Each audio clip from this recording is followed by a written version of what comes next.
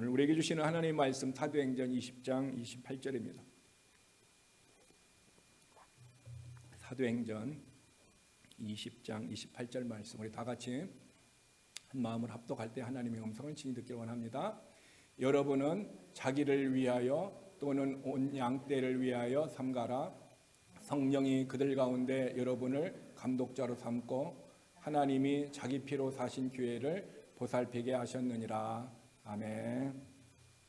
저는 오늘 목사와 성도의 관계라는 제목으로 오늘과 다음 주 2주에 걸쳐서 이 하나님의 말씀을 하고자 합니다. 즉 이것은 목양적 관계를 얘기합니다. 목자와 양의 관계를 얘기합니다. 이 목양적 관계가 왜 중요하냐면은 우리의 신앙생활을 하는 데 있어서 목자와 양의 관계가, 목자가 영의 말씀을 이끌지 아니하면은 우리의 영이 세상에서 신음을 하고 고통을 당할 수 있습니다. 육신적인 것은 우리 사람마다 다 지혜도 있고 지식이 있어서 직장도 있어서 다 자기들이 잘 할 수 있습니다. 그러나 영적인 것만은 하나님께서 어떻게 했습니까? 목자를 통해서 영적인 도움을 받도록 하나님께서 우리를 교회로 불러주셨기 때문인 것입니다. 그러므로 이 목사와 성도와의 관계, 이 목양적 관계는 우리의 신앙생활에 있어서 굉장히 중요한 토픽이 되는 것입니다. 그래서 이 관계를 잘 알아야 내가 주님이 오실 때까지 내가 목양적 관계를 잘 맺어야 내 신앙생활도 성장할 수 있고 내 삶의 가정과 또 직장과 세상에서 승리할 수도 있고 교회에서 하나님의 뜻대로 순종함으로 하나님의 은혜를 입을 수 있기 때문인 것입니다. 저는 많은 사람들이 신앙생활을 하고 저도 신앙생활을 하면서 신앙생활을 많은 사람들이 또 제 자신도 잘 해보려고 또 바르게 해보려고 우리는 무던히 어떻게 합니까? 기도하고 노력을 많이 합니다. 그래서 우리는 신앙생활을 할 때 가장 먼저 우리가 배우는 것이 앞서 예수를 믿었던 사람들을 보고 또 배우고 따라하기 시작합니다. 또한 보는 것뿐만 아니라 듣기도 합니다. 그러니까 내가 어떤 교회에 있느냐에 따라서 내 교회에 있는 믿음의 사람들을 보고 배우고 듣고 신앙생활을 따라가게 됩니다. 그런데 내가 보고 들었던 관계를 맺은 사람이 신앙에 정말 성경적인 신앙의 바탕에 서 있는 사람들을 보면은 나는 좋은 것을 배울 수 있어요. 근데 혹 내 주변에는 항상 성경의 신앙적인 바탕 위에만 서 있는 분들도 있지만 그렇지 아니한 분들도 우리 주변에 있음을 우리는 그것을 잘 알고 있어요. 그래서 내가 좋은 사람을 보고 배우면은 내 신앙도 좋은 모습으로 갈 텐데 혹 내가 잘못해서 잘못된 사람들의 모습을 보면 우리는 잘못된 것을 배우고 잘못된 대로 살게 되고 잘못된 열매를 맺게 되는 것입니다. 그런데 그 신앙생활을 그냥 그것이 옳은 줄로 알고 그대로 계속해 오다가 어느 날 내 신앙생활이 잘못됐다라는 것을 깨닫게 되면은 그것을 바꾸는 것이 굉장히 어려워요. 왜냐하면 이미 그것이 내 몸에 굳어져 있어요. 굳어져 있는 것을 배울 때 바꾼다라는 것은 굉장히 힘들어요. 그래서 운동선수들도 항상 맨 먼저 가리키는 것이 뭘 가리켜요? 폼을 먼저 가리키는. 왜? 폼이 몸에 맞아야 폼이 몸에 싹 굳어져 있어야 어떻게 합니까? 다른 좋은 활동들이 나올 수 있기 때문에 그래서 이 폼을 가리키는 이 훈련을 굉장히 오랜만에 하고 있다는 것입니다. 그러므로 저와 여러분의 신앙생활이 온전한 신앙생활이 되려면 우리는 어떻게 해야 되냐면은 성경을 통해서 신앙생활을 배우는 거예요. 성경은 하나님께서 우리들에게 너희는 이렇게 신앙생활을 해라, 이렇게 나를 섬겨라, 이렇게 세상에서 승리해라 하고 우리에게 가르쳐 주신 믿음의 생활의 지침서입니다. 그러므로 믿음 생활의 지침서는 성경을 보고 우리가 신앙생활을 배워야 되는데 그 성경을 제껴놓고 사람을 보고 환경을 보고 배우면은 우리가 잘못된 것을 우리가 배울 수가 있습니다. 저는 중학교 2학년 때에 목사로서의 부르심을 콜링을 받았습니다. 그런데 목사가 되어야 된다라는 비전이 내 안에 있었지만은 근데 뭐가 문제냐면 목사는 어떻게 해야 되고 목사는 무엇을 해야 되고 그런 것을 전혀 알지 못했어요. 알지 못하니까 내가 무엇을 보냐? 목사님을 보면서 목사님의 외적인 것만 보고 흉내내는 거예요. 본질적인 것은 내 안에 아무것도 모르고 있으면서 겉모습만 보고 흉내를 내고 있다라는 거예요. 그래서 제가 지금 생각하면은 내가 그 당시에 이런 고백들을 목사님한테 고백을 하고 그런 목사님이 보이는 것을 가리키는 것이 아니라 보이지 않는 목회의 본질을 가르쳤더라면 어렸을 때부터 그런 디모데와 같은 그런 신앙을 했더라면은 좀 더 나은 내가 훈련된 주님 앞에 성숙된 그런 목자가 되었을 텐데 그런 것이 생애에 없었다라는 것이 굉장히 아쉬움이 있고 그래서 겉으로만 보였어. 겉으로. 본질적인 것은 보지 못했다라는 것입니다. 그래서 가만히 보니까 제 자신이요 목사님을 관찰하고 있는 거예요. 전에도 말씀드렸지만 목사님을 관찰했던 게 뭐냐면 목사님 항상 어디를 가면은 성경책을 그냥 이렇게 하고 다니요. 요사이는 목사님들이 가방에 갖고 다니는데 이렇게. 저도 이런 외적인 것만 흉내낸 거예요. 그냥 흉내내고 그것만 보았어요. 본질적인 내 안에 내 영의 문제, 인격의 문제는 전혀 알지 못했다는 것입니다. 신앙생활도 이와 마찬가지예요. 제가 성인이 되었습니다. 성인이 되어서 직장 생활을 했어요. 그런데 내가 성인으로서 내가 어떻게 신앙생활을 해야 되는지를 잘 몰랐어요. 그래서 저는 어떻게 교회에서 그냥 집사님, 장로님들 신앙생활 하는 거 그냥 보고 그대로 흉내내고 그 집사님들이 뭘 시키면 순종하고 장로님 시키면 순종하고 이런 일들을 행하면서 그냥 자랐어요. 그래서 교회 일은 잘해요. 교회 행정적인 것은 참 잘해요. 무엇이든지 주일학교 교사를 저는 20년을 했고 또 중고동부 성가대를 오래 했기 때문에 행정적인 거 프로그램들은 참 잘합니다. 그런데 늘 내 마음속에 영의 곤고함이 있었어요. 정말 내가 신앙생활 하는 것이 이것이 잘하는 것인가? 이 신앙생활이 온전한 건가? 이것이 하나님이 인정하는 건가? 이것이 하나님이 뜻대로 하는 건가? 이것이 제 마음속에 늘 혼자만이 갖고 있는 퀘스천 마크, 혼자만이 갖고 있는 이 갈증, 혼자만이 갖고 있는 이것들이 막 굉장히 많이 있었어요. 그런데 누구한테 물어볼 용기도 없었고 상담할 용기도 없었고 아무것도 할 수 없었어요. 그러던 어느 날 제가 청년 때 용기가 나서 담임 목사님에게 그런 상담을 했습니다. 상담을 할 때 이렇게 해야 되잖아요. 목사님, 제가 성도로서 어떻게 신앙생활을 잘해야 됩니까? 이렇게 물어봐야 되는데 20대 저는 초반에 이렇게 질문했어요. 목사님, 내가 그리스도인으로서 어떻게 죽는 것이 가장 하나님이 보시기에 축복된 죽음입니까? 이런 질문을 했어요. 왜냐하면 그 당시에 저는 내 인생을 드리는 그 일에 있어서 생명을 드리는 것에 예수에게 생명을 드려야 되냐, 내 자신을 위해서 내 생명을 드려 살아야 되느냐, 아니면 그 무언가를 제3의 것을 위해서 내 생명을 드려야 되냐는 그런 생명의 대상, 충성의 대상을 내가 결정하지 못하는 그런 갈등을 하고 있었기 때문에 목사님께 그렇게 질문했더니 목사님은 이 선생님 어떻게 죽으려고 하지 말고 어떻게 살 것인가 고민하세요. 이런 얘기를 하시더라고요. 그것이 제게 답이 안 됐어요. 그러던 어느 날 제가 성경을 읽었습니다. 성경을 읽는데 하나님께서 고린도전서 10장 31절 말씀, 먹든지 마시든지 무엇을 하든지 다 하나님의 영광을 위해서 하라. 이 말씀이 그동안 고민했던 저의 모든 문제를 해결해 주셨어요. 내가 살아야 할 인생의 목표가 정해졌어요. 무엇을 위해 살아요? 하나님의 영광을 위해서 살아야 된다. 내가 생명을 드려야 할 그런 분이 결정되었어요. 누굽니까? 예수 그리스도시요. 나의 부모도 아니고 내 직장도 아니고 내 자신도 아니고 나의 어떤 그 무엇도 아니고 오직 예수 그리스도를 위해서 내 생명을 드려야 되고 그것을 위하여 내 인생이 올인해야 된다라는 그 깨달음을 성령님이 주셨을 때에 제가 청년의 때 그것으로 말미암아 너무너무 행복했습니다. 한마디로 지금으로 얘기하면 진리가 내 안에 들어와서 내 배에 생수강이 흐르게 하고 꿀송이보다 단 하나님의 말씀이 내게 있는 것을 얼마나 나는 그것을 경험했는지 몰라요. 그리고 난 다음에부터는 저는 인생에 고민하지 않았습니다. 오직 예수를 위해서 내 인생은 올인하리라. 오직 하나님의 영광을 위해서 내 인생의 삶을 살리라. 이렇게 본질적인 것을 하나님께서 저로 하여금 깨닫게 하시고 발견하게 했습니다. 그러면은 어떻게 해야 될까요? 그런 목적을 알고 분명한 궁극적인 목적을 알았으면은 하나님의 영광을 위해 살고 예수를 위해서 살려면 뭘 해야 돼요? 말씀을 알아야 되잖아요. 근데 말씀은 모르고 막 이가 가슴만 뜨거 있는 거예요. 그러고 뭐 열심히 주일학교 교사하고 뭐 성경학교하고 뭐 성가대하고 뭐 철야기도하고 뭐 전도하러 다니고 막 이것만 하는 거예요. 왜? 말씀이 나를 인도해 주는 감동을 받지는 못하고 그냥 선배들만 따라다니고 이것만 열심히 했어요. 그래서 저는 교회에 관한 프로그램 그런 모든 것은 제 청년 시절에 다 하나님이 다 이렇게 경험할 수 있었어요.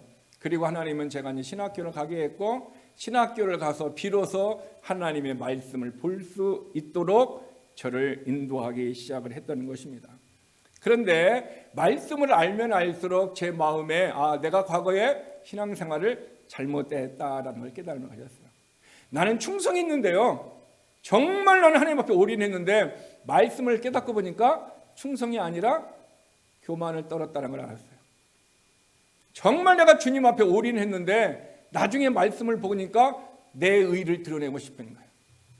내가 가진 지식, 내가 가진 교회의 노하우, 내가 가진 그런 행정적인 거, 그런 것을 있잖아요. 내가 어떻게 합니까? 하나님의 어떤 주님을 향한 헌신의 열매로 와야 되는데, 열매가 아니라 이것이 뭐예요? 내 인생의 어떤 목적에 대해서 잘못된 신앙생활을 했던 거예요. 주객이 전도되었다는 걸 알았어요. 성경을 보니까 항상 모세도 아브라함도 다 어떻게 했어요? 하나님의 음성을 듣고 순종했더라고요. 이게 저는 음성 안 듣고 보고 듣고 그냥 한 거예요. 보고 듣고. 근데 다행스럽게도 제가 보고 들었던 분들이 굉장히 그분들이 믿음의 삶에 있었던 분이기 때문에 제가 그렇게 큰 길로 벗어나지 않고 살았던 것 같아요. 그래서 오늘 저와 여러분이 오늘 이 목사와 성도의 목양적 관계를 하는 것은 제가 과거에 성도 시절에 온전한 믿음의 생활을 하지 못했던 그런 부분, 나중에 목사가 되어서 말씀을 알고 나니까 참 내가 못했구나, 참 내가 잘못했구나. 내가 가만히 보니까 누구와 같으냐면 바리새인 같았어요. 바리새인이 하나님을 위해서 얼마나 기도하고 헌신하고 구제하고 얼마나 많이 합니까? 그런데 주님은 뭐죠? 위선. 바리새인은 헌신, 바리새인은 충성, 바리새인. 그런데 주님은 위선이라고 하더라고요. 근데 저는 저를 못 봤어요. 그 당시에 영적으로 둔해가지고 말씀으로 나를 보지 못했어요. 그냥 그것이 충성이고 그냥 그것이 믿음이고 그것이 교회에서 가장 목사님 다음으로 내가 믿음 좋은 줄 알고 나는 그렇게 일을 했어요. 말씀을 알고 목사가 되어보니까 너무 제 자신이 부끄럽고 수치스럽고, 얼마나 저는 말씀을 모르고 살았던 내 모습이요, 하나님 앞에 수치스럽고 창피하고, 내가 바리새인이었다는 사실을 깨닫고 나서 저는 너무 많이 울었습니다. 내가 신앙생활을 헛했다, 아무런 의미 없이 했다.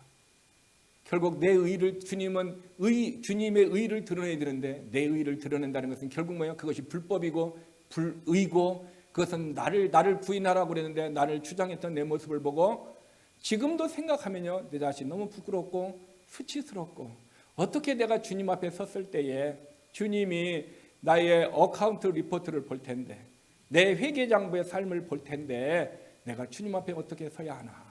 지금도 보면 그 시절의 모습이 어떻게 합니까? 거의 제로든지 마이너스예요. 그 당시의 모습은 제로든지 마이너스예요. 그러면 어떻게, 이제라도 내가 하나님 앞에 나의 어카운트 리포트, 회계장부가 유익이 되고 플러스가 되려면 어떻게 돼요? 말씀을 통해서 해야 된다는 거죠. 그래서 저는 저와 같이 혹 여러분들의 삶 가운데서 그런 모습들이 있을 수 있다는 생각이 되어지는 거예요. 저는 저 혼자 하지 못했던 그런 아쉬움, 그런 모습들이, 그래서 나와 함께 신앙생활하는 사람들은 나와 같이 후회하지 않고, 나와 같이 하나님 앞에 나의 회계장부가 제로가 된다든가 마이너스가 되지 않고, 입을 함부로 열리고 생각을 함부로 해가지고 나의 삶이 하나님 앞에 형편없는 모습이 아니라 주님 앞에 섰을 때 주님 앞에 큰 일을 행하고도 어떻게 합니까? 주님, 무익한 종입니다. 이런 진실한 고백, 정말로 하나님, 나는 해야 할 것이기 때문에 이것을 했을 뿐이지 내 의를 드러내는 그런 고백의 삶을 살지 않기 위해서는 오늘 제 자신도 바르게 서야 되고, 신앙생활하고 있는 여러분들도 바르게 서야 된다라는 그런 도전 때문에 저는 오늘 이 말씀을 선택하게 됐습니다. 그래서 이번 주하고 다음 주는 저는 목사와 성도의 이 목양적인 관계의 말씀을 드리려고 하는 것입니다. 그러므로 신앙생활 한다라는 것은요, 만약에 교회가 우리는 이런 목사님을 원합니다, 또한 뭡니까? 나는 이런 성도가 되기를 원합니다 했을 때, 여러분들이 우리는 이런 목사님을 원하고 우리는 이런 성도가 되기를 원하는데 그것이 사람에게서 나오고 내 생각에서 나오고 세상에서 지식에서 나온 것은 다 바리새인과 같이 바울이 배설물로 여겼던 똥과 같은 것입니다. 그것이 어디에서 나와야 됩니까? 오직 진리이신 말씀에게서만 나와야 돼요. 그래서 말씀이 이런 목사님을 원합니다, 말씀이 이런 성도를 원합니다라는 것을 바르게 알아야 내가 그런 올바른 목사도 될 수 있고 내가 그런 성도도 될 수 있습니다. 그러므로 저와 여러분은 교회에 오늘 회의도 하겠지만 다음 주도 회의하겠지만 행정을 위해서 우리는 부르심을 받지 않았어요. 우리의 부르심은 하나님을 예배하며 하나님의 나라를 확장하며 하나님 앞에 영광을 돌리기 위해서 우리를 부르심을 받았어요. 그 부르심을 하다가 보니까 행정이 필요한 거예요. 행정이 목적이 아니라는 거예요. 제가 과거에 바로 그런 삶을 살았던 거예요. 주님의 목적을 모르고 행정, 교회에 뭐하고 이것이 내 인생에 올인을 했던 거예요. 그러니까 그것이 아무런 하나님 앞에 번지수가 잘못됐다는 것을 깨닫고 나서, 그래서 저는 회의를 그렇게 중요하게 생각하지 않습니다. 왜냐하면 성령의 사람이 하나님의 뜻을 주면은 그 사람의 뜻을 순종하면 하나님의 역사를 하는 거예요. 아무리 세상에서 똑똑한 사람이라 할지라도 세상의 방식이면은 하나님의 뜻에 서지 않습니다. 그래서 저와 여러분의 삶이 항상 우리는 어떤 목사님이 되기를 원하고 우리는 어떤 성도가 되기를 원할 때 그 기준이 캐논, 표준 뭐가 되어야 됩니까? 하나님의 말씀이 되어야 되는 것입니다. 여러분, 혹시 여러분도 아는 분이 있겠지만은 이번에 바이든이 대통령 취임할 때 의회에 가서 어떻게 기도한 목사님이 있죠. 기도한 목사님이 마지막에 어떻게 기도한 거 알죠? 예수님의 이름으로 기도합니다라는 전통적인 방식을 무너뜨려 버렸습니다. 아시는 분은 다 알 거예요. 그들은 뭐야? 다른 신, 그리고 예수님의 이름도 하지도 않았습니다. 지금 미국이 정치적으로 위정자들부터 대통령으로부터 이렇게, 그것도 목사가, 타락된 목사, 거짓된 목사가 미국의 영에 의해서 지금 그것을 전 세계에 방송하고 있고 전 세계 사람들이 그것을 영향력을 받고 있는 시대에 있습니다. 그러므로 저와 여러분이 성경적으로 내가 신앙생활을 올바르게 서지 못하고 말씀대로 올바르게 서지 못하면 우리는 미국의 영에 의해서 그것이 옳은 줄 알고 빠져가게 되고, 행정하는 것이 내 인생의 소명인 것 같이 잘못된 신앙생활의 모습으로 교회에 운영하는 것이 내가 어떤 목적을 가지고 왔을 때 그 사람은 어떻게 하면 잘못하면 둘째 사망, 둘째 부활에 들어갈 수 있습니다. 그러므로 저와 여러분이 그러면 올바른 성경의 모습들을 우리가 찾아보려면 어떻게 해야 되느냐? 우리가 인본주의 신앙을 가져서는 안 되고 무슨 신앙을 가져야 돼요? 신본주의 신앙을 가져야 됩니다. 신본주의와 인본주의는 무엇이 다른가? 인본주의는 누가 왕이에요? 내가 왕이에요. 가정에서도 내가 왕이고 내 인생도 내가 왕이고 교회에서도 내가 왕이에요. 회사에서도 내가 왕이고 내 중심으로 모든 것이 움직이는 것이 누구예요? 인본주의의 바탕 위에 있는 사람입니다. 우리는 세상에서 이런 교육을 받았습니다. 진화론적인 이런 교육을 우리는 받아서 내 인생 내가 책임져야 되고 내가 뭔가를 하려고 하는 이런 인본주의적인 교육을 받았습니다. 그런데 성경은 이스라엘 백성을 향하여 우리를 향하여 뭐라고 했어요? 누가 왕이 되기를 원해요? 하나님이 왕이 되기를 원해요. 그래서 하나님이 왕이 돼서 이스라엘 백성을 가리키려고 했더니 이스라엘 백성들이 뭐라고 합니까? 우리는 사람의 왕이 좋았던. 그래서 사무엘이 이렇게 얘기합니다. 너희가 사람이 왕이 되려면 너희 자식들이 그 왕 옆에 가서 내시루라든가 어떻게 하는가 거기 일해야 되고 너희들이 세금 내던 것보다 더 많이 내야 되고 이런 일들이 더 많이 힘들고 어려운 삶을 살 것이다. 그랬더니 우리는 그래도 좋사오니.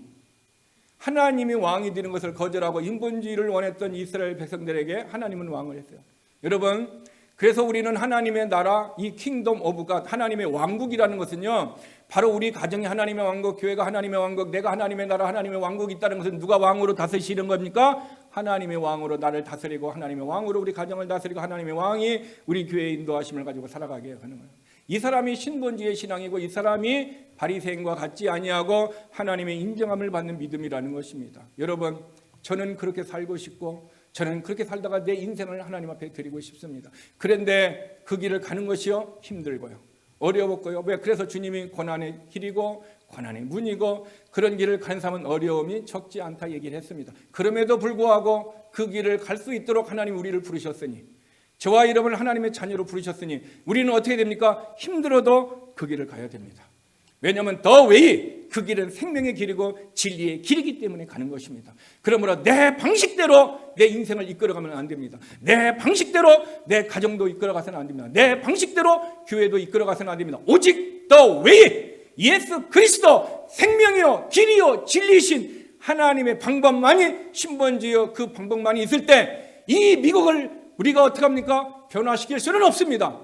하나님도 이 세상을 변화시키려고 오신 것이 아닙니다. 하나님은 믿는 자를 어떻게 합니까? 변화시키기 위해서 온 것입니다. 내가 변화가 되어지면 교회가 변화가 되어지고, 내가 변화가 되어지면 우리 가정이 변화가 되어지고, 내가 변화가 되어지면 우리의 사람과 변화가 되어지는 거예요.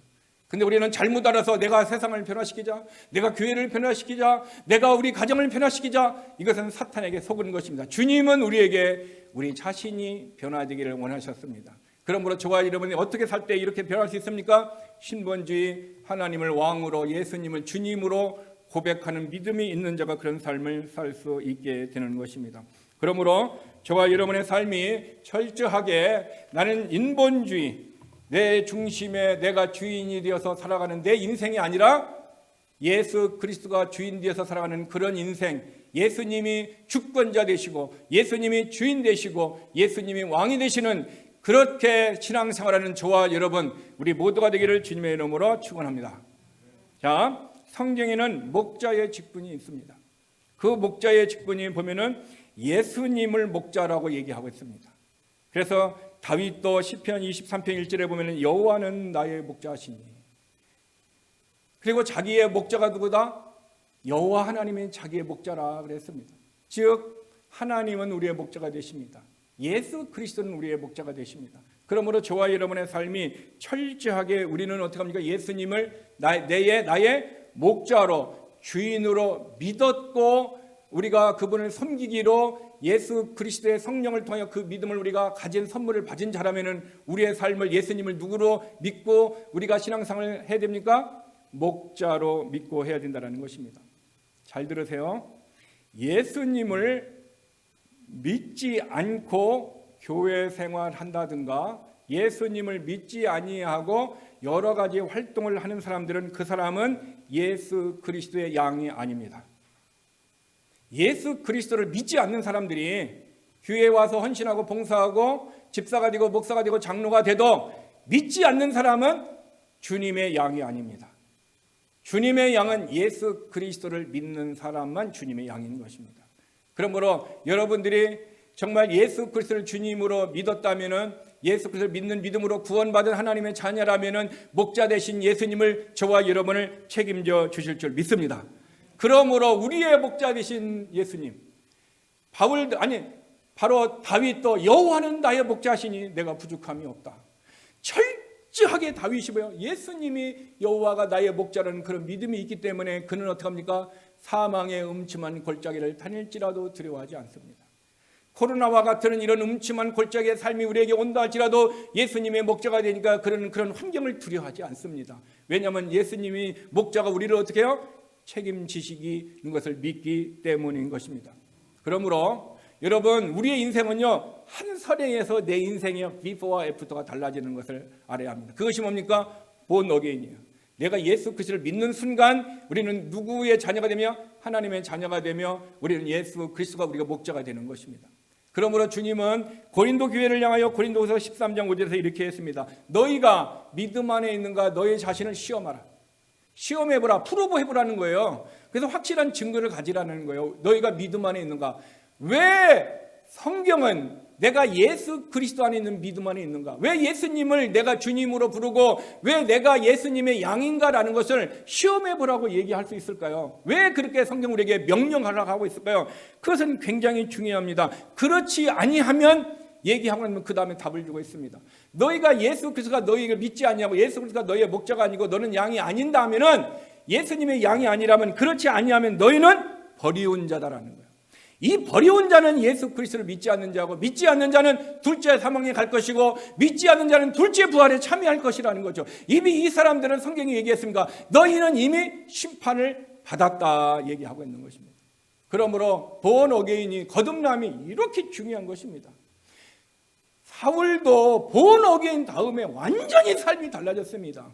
본 어게인 전에는 예수를 핍박하는 자가 되었습니다. 그러나 본 어게인 다음에 어떻게 합니까? 그 예수 그리스도를 위하여 자기의 생명을 포기한 자였어요. 그전에는 자기를 위해서 살았은 자였어요. 그러나 어떻게 합니까? 본 어게인 하고 나면 예수를 위하여 인생을 살아간 자가 되었어요. 누가 그를 그렇게 만들었습니까? 성령님이 믿음을 통하여 그 사람을 그렇게 만들었다는 것입니다. 그러므로 저와 여러분이 예수 그리스도의 생명이 있느냐 없느냐를 내가 예수님의 양이냐 예수님이 나의 목자냐 아니냐 이 문제를 결정짓는다라는 것입니다. 즉 우리가 예수 그리스도를 믿음으로 말미암아 하나님이 우리에게 주신 은혜가 뭡니까? 우리의 혼의 죄사함을 받은 것입니다. 또 예수님이 죽으셨다가 부활하심을 통해서 우리의 영의 새 생명, 주의 영원한 생명을 우리가 받게 되는 것입니다. 그러면 우리의 몸은 우리가 주님 앞에 섰을 때 몸의 부활이 일어나는 것입니다. 그때 우리는 완전한 구원의 자의 모습으로 주님 앞에 설 수 있게 되는 것입니다. 그러므로 히브리서 13장 20절에 보면은 양들의 큰 목자라고 예수님을 얘기하고 있습니다. 양들의 큰 목자. 또한 베드로전서 5장 4절에는 예수님이 목자장으로 이 땅에 오신다 얘기하고 있습니다. 목자가 있는데 그 목자의 장들로 예수님이 이 땅에 오신다라는 것입니다. 그러므로 저와 여러분의 삶이 예수님이 우리의 목자요, 우리의 목자장이라면은 우리의 삶은 오직 누구에게? 예수 그리스도에게 맡기는 삶을 사시기를 바랍니다. 그러면 주님께서 2021년에 우리의 영혼, 우리의 가정, 우리의 교회, 우리의 직장, 비즈니스도 하나님께서 책임져 주실 줄 믿습니다. 여러분, 예수님이 목자입니다. 또한 성경은요, 다윗을 목자라고 얘기해요. 다윗을 목자라고 해요. 그래서 에스겔서 34장 23절에 보면 내가 한 목자를 그들 위에 세워 먹이게 하려니 그는 내 종 다윗이라. 이게 지금 하나님께서 종을 이스라엘에 무엇으로 세운다? 한 목자로 세운다라는 것입니다. 우리는 이제까지 다윗을 왕으로는 많이 기억하고 있습니다. 그러나 다윗이 하나님이 뭡니까? 목자로 세웠고 다윗을 사도행전에 보니까 뭐야? 예언자로 세웠다라는 거예요. 이게 다윗은 왕이면서 예언자이면서 또 뭡니까? 이스라엘의 목자라는 것입니다. 세 가지의 직분을 다윗은 감당을 했습니다. 그러므로 다윗은 그래서 예수 그리스도가 자기의 허리에서 자기의 후손에서 나올 것을, 그리고 재림하는 그 메시아를 다윗은 어떻게 합니까? 지식의 영으로 그것을 보았다라고 사도행전에 얘기하고 있어요. 재림의 예수를 보았다. 마지막 것들이 이 땅에 오는 것을 보았고 마지막 것이 왔을 때 이 세상이 어떻게 되는 것을 보았다라고 다윗은 그것을 기록해 놓은 선지자로서의 예언의 말씀이 있습니다. 또한 우리는 신약에서 목사를 목자라고 부르는 것입니다. 그래서 에베소서 4장 11절에 보면은 그가 어떤 사람은 사도로, 어떤 사람은 선지자로, 어떤 사람은 복음은 전하는 자로, 어떤 사람은 목사와 교사로 삼으셨으니, 어떤 사람은요, 하나님은 사도의 직분을 주셨습니다. 이것은 예수님의 12 제자가 있을 거고 또한 바울도 사도였습니다. 이 사도는 계승되지 아니하고 예수님 당대에 있었던 그 직분입니다. 그것으로 끝났습니다. 그 다음에 어떤 사람이요? 선지자로 불렀어요. 하나님의 말씀을 전해주고 그 말씀을 백성들에게 어떻게 합니까? 예언하는 말씀이에요. 그러니까 선지자들은 어떻게 합니까? 하나님의 말씀을 들은 것을 얘기해야 되는데 당시만 해도 가짜 선지자들이 있었어요. 하나님의 말씀을 듣지 않고 자기 생각을 가지고 자기가 이렇게 하나님의 뜻이라고 얘기했던 이런 가짜 선지자들이 교회 밖에서, 또한 나중에 어떻게 합니까? 교회가 세워질 때 교회 안에도 또 이런 가짜 교사들이 들어왔습니다. 또 어떤 사람은 복음 전하는 자를 불렀어요. 복음 전하는 자를 보면 우리가 아는 빌리 그레엄과 같이, 빌리 썬데이, 또한 어떻게 합니까? 이게 D.L. 무디와 같은 사람들. 이 사람들은 어디에 가서 어떻게 바울과 같이 복음 전도자로 교회를 세우고 나오고 계속해서 복음을 전하는 순회 전도자로서 어떻게 쓰임을 받게 되는 거죠. 또 어떤 사람은 뭡니까? 목사와 교사를 주셨으니. 그래서 이 목사라는 와 교사라는 말을 합성어로 해갖고 약자를 부르는 것이 목자입니다. 목자. 그래서 목사와 교사의 두 가지를 하는 것이 오늘날의 목자의 직분이라는 것입니다. 그래서 성경은 이렇게 목자라는 것을 우리에게 가르쳐주고 있습니다. 자, 그러면은 목사는 목자로서 무엇을 하는 직분인가? 또한 목사는요, 누가 목사를 세웠는가 아는 것이 굉장히 중요한 것입니다. 사도행전 20장 28절, 오늘 우리가 읽었던 이 본문을 우리 다 같이 읽겠습니다. 여러분은 자기를 위하여 또는 온 양떼를 위하여 삼가라. 성령이 그들 가운데 여러분을 감독자로 삼고 하나님이 자기 피로 사신 교회를 보살피게 하셨느니라 그랬어요. 지금 이 얘기는 바울이 에베소 교회에 있는 장로들을 초청해서 한 얘기입니다. 장로들은요, 이 에베소 교회 장로들은 지금의 장로 교회의 장로를 얘기하는 것이 아닙니다. 이 장로들은 신약에 나오는 목사를 얘기하는 것입니다. 그러니까 신약에는 목사와 장로와 감독은 어떻게 보면 직분이 다르게 한 사람이 이런 일들을 나눠서 한 것입니다. 그래서 어떤 이제 유럽의 어떤 교회는 목사가 목회를 하다가 은퇴하면 뭐냐면 장로가 돼가지고 교회의 어떤 행정적인 것을 치리를 전문으로 하는 그런 것이 있기도 합니다. 그래서 바로 목사와 또한 감독과 장로는 한 직분이라는 거예요. 그래서 그 장로들을 불러놓고 얘기하는 것이 뭐라고 얘기냐면은 하나님은 자기를 위하여 또는 온 양떼를 위하여 뭡니까? 여러분들을 무엇으로 삼았다? 성령이 그들 가운데 감독자로 삼았다. 성령이 목사를 부르셨다는 거예요. 성령이 목사의 직분을 주었다라고 그들에게 가르치고 있고, 그들이 너희들은 성령으로 그 직분을 받았기 때문에 그 직분을 어떻게 합니까? 잘 감당해야 됨을 가르쳐 주는 것입니다. 그러므로 저와 여러분의 삶이 목사라는 것은 뭡니까? 성령의 부르심에 의해서 직분을 받게 되는 것입니다. 그런데 현대의 목사들은 제가 보기에는 세 가지로 인해서 부름을 받고 목회를 하는 것을 저는 봅니다. 첫 번째로는 어떤 종류의 목사가 있냐면요, 진짜 사도행전 20장 28절과 같이 성령이 불러서 그 일을 하게 한 사람이 있어요. 하나님이 콜링을 해가지고 콜링된 사람이 그 일을 하게 한 사람이 있고요. 또 하나는요, 자기가 받은 은혜가 너무 감사해서 정말 내가 지옥에 갈 수밖에 없는 나를 하나님이 나를 부르셨다, 그래가지고 내 인생을 어떻게 하나님을 위해서 드리고 싶어서 자원해서 목사가 된 사람들이 있어요. 자원함으로 하나님 앞에 목사가 된 사람이 있고요. 또 하나는요, 자원한 것도 아니고 하나님이 부르신 것도 아니고 억지로 된 사람이 있어요. 부모님이 시켜서 됐다든가, 주변에 누가 어떤 분은요, 와이프가 시켜서 된 사람이 있어요. 주변에 부모가 시켜서 된 사람도 있고 와이프가 시켜서. 저는 그런 것을 참 많이 봐요. 그래서 하기 싫은데 억지로 하고 있어요. 왜? 그것을 안 하면은 와이프한테 혼나고 부모님한테 혼나니까 나이 들어서 그런 일을 하는 목사들이 있습니다. 그래서 이 세 가지의 사람들이 목사가 있는 것을 저는 보는 것입니다. 그러나 성경에서 얘기하는 것은 뭡니까? 성령님이 그들을 불렀다 얘기하고 있는 것입니다. 그러면은 하나님은 목사의 직분을 왜 세우셨는가? 하나님께서는 목사가 하는 일은 무엇인가라는 것입니다.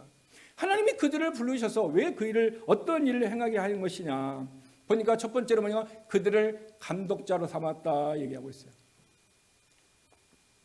여러분, 감독은 뭘 하는 것입니까? 감독이 하는 일은 다스리는 일을 하는 것입니다. 직장에서도 감독관이 어떻게 합니까? 다스리를 하는 것이고, 어디 일할 때도 국가에서 어떻게 합니까? 감독관을 파송해가지고 감독을 하는 일이에요. 그래서 목사가 첫 번째 하는 것을 교인들을 어떻게 합니까? 다스리는 일을 하는 거예요. 근데 저는 가만히 보면은 다스리는 일을 그렇게 많이 하지 않았습니다. 다스리는 일을 많이. 그런데 이 다스리는 일을 해야 된다 얘기하고 있습니다. 그 다음에 뭘 해야 되냐? 교회를 보살피게 해야 된다. 보살핀다라는 것은 먹이는 거예요. 먹이는 거예요. 성도들을 영의 양식을 주어서 먹여야 된다는 거예요. 그래서 항상 목사는 어떤 일을 하냐? 다스리는 일과 교회를 다스리는 일과 양들을 먹이는 일들을 같이 해야 돼요. 그래서 저는 가만히 보면 다스리는 일보다는 먹이는 일들에 많이 이제 쏟았던 것 같아요. 근데 이것이 균형이 맞아야 됩니다. 다스리는 그런 모습을 보면요, 나중에 제가 뒤에서 얘기하도록 하겠습니다. 그래서 목사는 목자장인 예수님과 같은 심정을 가지고 어떻게 해야 됩니까? 군림하는 자세로 임하는 것이 아니라 지배하려고 하지 말고 어떻게 합니까? 본을 보이는 모습으로 이 목회 일을 해야 되는 거예요. 그래서 베드로전서 5장 3절에 보면은 맡은 자들에게 주장하는 자세를 취하지 말고 양물의 본이 되라. 이거는 목사뿐만 아니라 교회의 직분자들 있죠. 직분을 받은 자들 또 어떻게 해요? 맡은 자들에게, 직분을 맡은 자들은 어떻게 해요? 주장하는 자세로 하지 말라는 거예요. 목사만뿐만 아니라 직분을 받은 자는 주장하는 자세로 하지 말고 양물의 본이 되어야 된다. 그래서 주님은 얘기해, 너희는 선생을 되지 말라. 선생된 자가 뭐가 더 많다? 심판이 더 많다. 우리에게 가르쳐주고 있어요. 리더는 리더로서의 책임이 더 많이 있다라는 것입니다. 그러므로 리더의 책임을 지지 못하려면은 리더를 안 해야 된다라는 것이 어떻게 합니까? 우리의 상식적인 생각인 것입니다. 그러므로 목사의 하는 일은 바로 감독하는 일과 먹이는 일을 해야 되는 것입니다. 자, 세 번째로 사도나 선지자나 복음 전환자나 목사를 세우신 분명한 목적을 성경 우리에게 가르쳐주고 있어요. 목적을 가르쳐주고 있어요. 그 직분의 목적이 에베소서 4장 11절 12절의 말씀입니다. 에베소서 4장 11절에서 12절에는 뭐냐면, 목자는 뭘 해야 되냐면은 성도를 온전케 하는 거예요. 영어 성경에는 퍼펙팅이라고 나왔어요. 성도를 어떻게 만드는 거예요? 완전한 자로 만들라는 거예요. 완전한 자로 만드는 일에 누가 앞장서라? 목사가 그 일을 행하는 거예요. 그러면은 성도를 완전한 자, 우리는 지난 3주에 걸쳐서 완전한 자가 무엇인가, 완전한 것이 무엇인가에 대해서 우리 말씀을 들어서 알았습니다. 그래서 우리는 욥이 완전한 자고 노아가 완전한 자고 히스기야가 완전한 자라는 것을, 우리는 아사왕도 완전한 자고 다윗도 완전한 자라고 성경을 우리에게 가르쳐준 것을 우리는 알고 있습니다. 근데 우리가 어떻게 해요? 완전한 자가 될 수 있도록 목사는 그들을 어떻게 합니까? 훈련하고 그들을 공부시키고 완전한 자가 설 수 있도록 그들을 먹이고 다스리라 얘기하고 있는 것입니다. 두 번째는 뭐야 되냐? 봉사의 일을 하게 하라. 영어 성경 미니스트리예요. 그들로 말미암아 내게 주신 은사와 부르심과 달란트가 있어요. 그걸 가지고 어떻게 해요? 그들의 사역이 있어야 된다는 거예요. 그래서 어떤 사람은 자기에게 부른 은사를 가지고 봉사를 해야 됩니다. 섬기는 일을 해야 됩니다. 또한 부르심을 가지고 우리는 내 가정에서 또 가정 밖에서 직장에서 사회에서 우리는 이런 일들을 해야 됩니다. 그리스도인은요 땅의 소금이고 어떻게 합니까? 세상의 빛인 거예요. 그래서 우리는 교회 안에서 빛이고 교회 안에서 소금의 역할을 하는 것이 아니라 땅에서의 빛이고 세상에서의 소금의 역할을 해야 된다는 것입니다.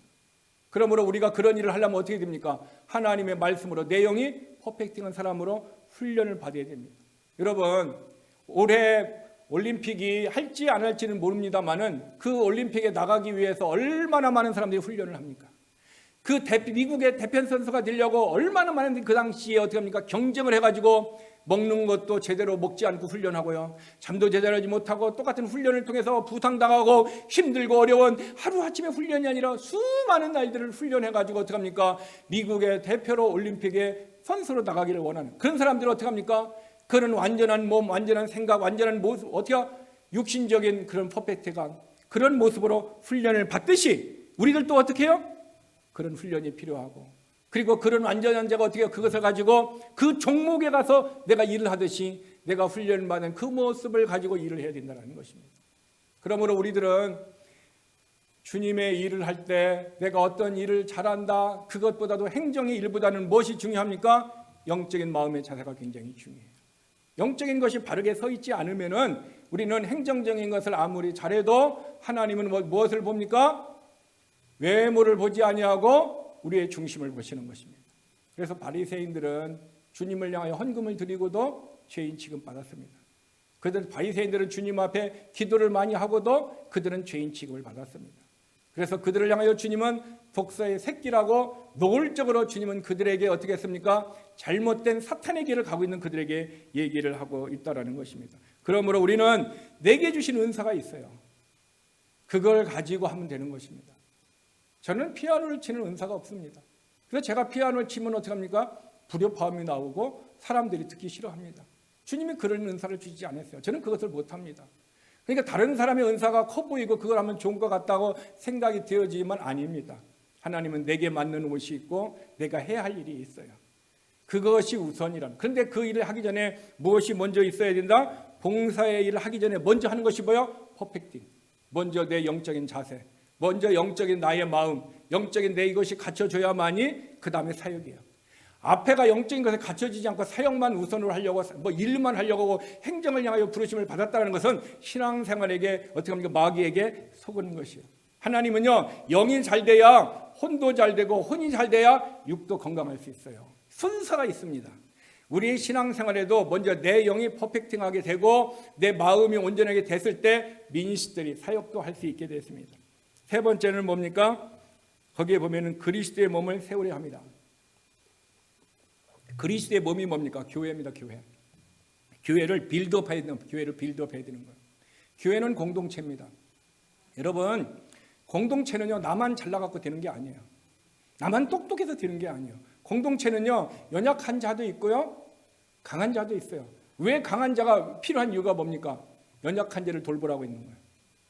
연약한 자는 내가 연약하니까 아무것도 못해. 그게 아니라 강한 자의 테이크 케어를 받아서 내가 어떻게 합니까? 함께 합력하여 선을 이루는 것입니다. 그러므로 교회는 항상 어떻게 해요? 초신자도 있고 성숙한 자가 있어요. 성숙한 자는 다스리는 것이 아니라 성숙한 자는 어떻게 해요? 초신자들 어떻게 합니까? 미니스트리. 그들을 섬겨줘야 돼요. 그랬을 때 그들이 커서 그들이 어떻게 합니까? 또 초신자가 오면은 그 초신자를 또 어떻게 합니까? 제자를 삼아서 그들을 가르쳐 줄 수 있는 거예요. 오늘 저와 여러분이 오늘 된 것은 우리의 믿음의 선배들이 우리에게 가르쳐 준 거예요. 또 우리는 그것을 어떻게 믿음의 후배들에게 가르쳐 줘야 되는데 그것이 성경의 중심으로 하면은 나도 좋고 너도 좋은데 성경이 아니고 내 지식, 내 세상, 세상의 것을 가지고 이렇게 하면은 너도 망하고 나도 망하고 우리도 망하는 거예요. 이것이 하나님의 공동체, 교회는 유기적인 공동체지 세상적인 어떤 조직과 다르다라는 것입니다. 세상적인 것은요 자기 자신이 주인이고 왕이고 인본주의지만 하나님의 교회는 누가 주인이에요? 하나님이 주인이고 하나님이 뭡니까? 모든 것을 인도하기 때문인 것입니다. 그러므로 우리들의 삶은 목사는 어떻게 합니까? 성도들을 완벽한 사람이 되도록 계속 트레이닝 시키는 거예요. 애가 넘어졌어요. 다시 일어나게 해가지고 애가 웁니다. 어떻게 합니까? 어떻게 해요? 어떻게 해서라도 다시 달려가게 하고 뛸 수 있도록 어떻게 합니까? 그렇게 나누지 않으면 평생 어떻게 합니까? 누운애로 평생 안전뱅이로 살아갈 수밖에 없어요. 계속 훈련이 필요한 거예요. 교육해야 된다는 거죠. 그래서 여러분들은 하나님의 말씀으로 어떻게 합니까? 훈련되어지면 어떻게 되는지 아세요? 디모데후서 3장 17절에 보니까 뭐냐면은 하나님의 말씀으로 내가 양육을 받아서 뭐가 된다? 온전한 자가 된다 그랬어요. 완벽한 자가 된다라는 거예요. 즉 나를 완전하게 하는 사람, 나를 완전하게 하는 분은 누구? 예수 그리스도고 예수 그리스도의 입에서 나온 말씀이 나를 완전한 자로 만든다고 성경을 이렇게 얘기하고 있습니다. 그러므로 성경을 읽고 성경을 순종하고 성경대로 살아가는 사람들은 완전한 자의 모습으로 살아갈 수 있도록 누가 역사해줘요? 성령님이 도와주는 거예요.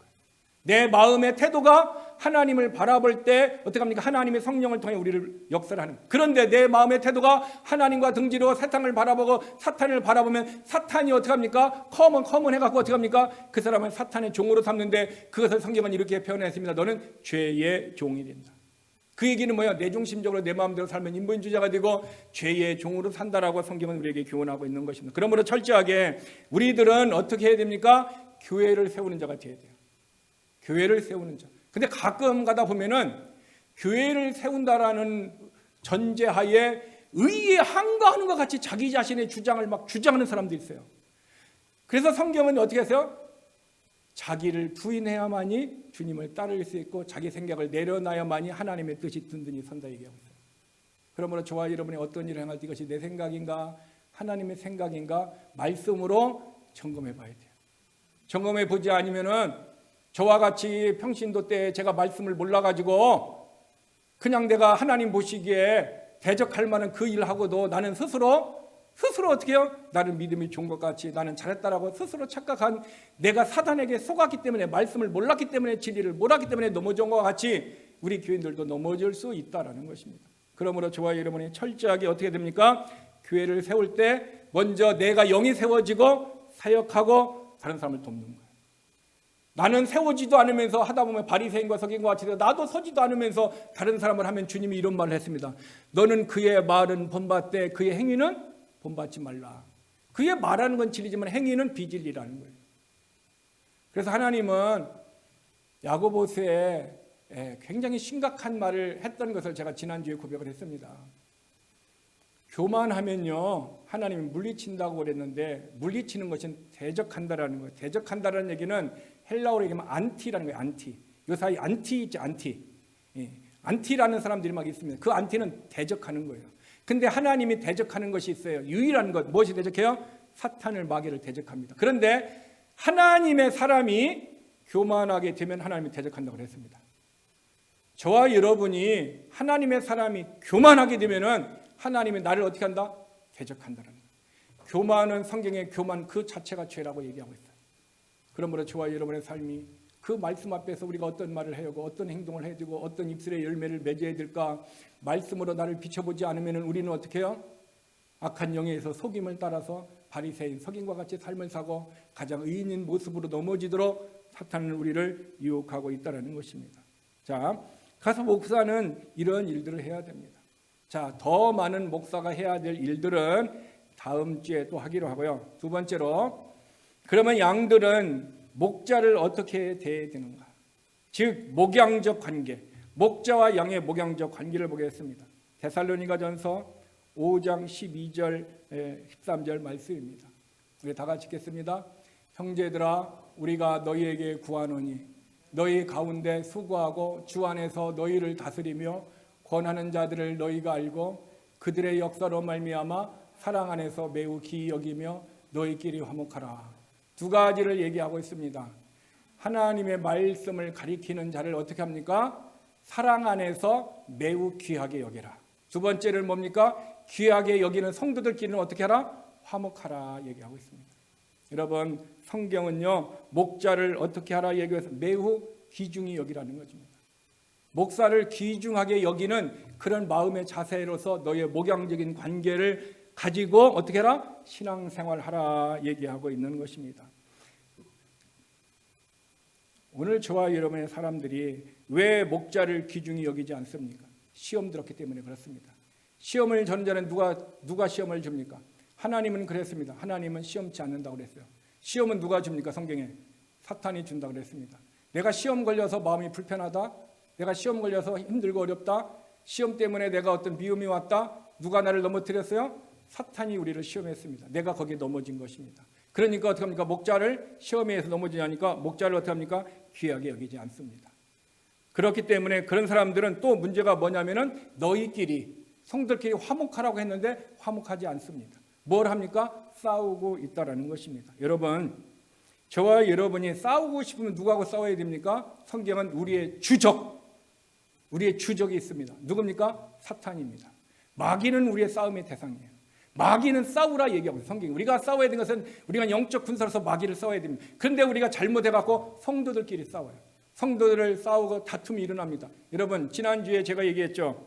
다툼의 씨앗이 뭔지 아세요?